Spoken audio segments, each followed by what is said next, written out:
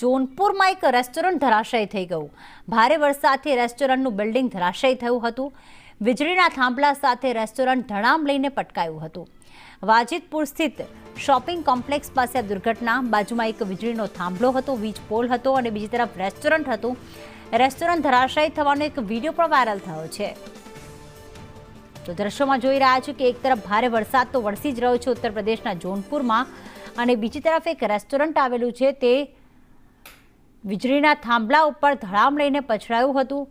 આખી જે રેસ્ટોરન્ટને અડીને જે દિવાલ હતી એ જ આખી જતી રહી છે, કારણ કે રેસ્ટોરન્ટ નીચે પડ્યું અને એની સાથે વીજળીનો થાંભલો પણ નીચે પડ્યો।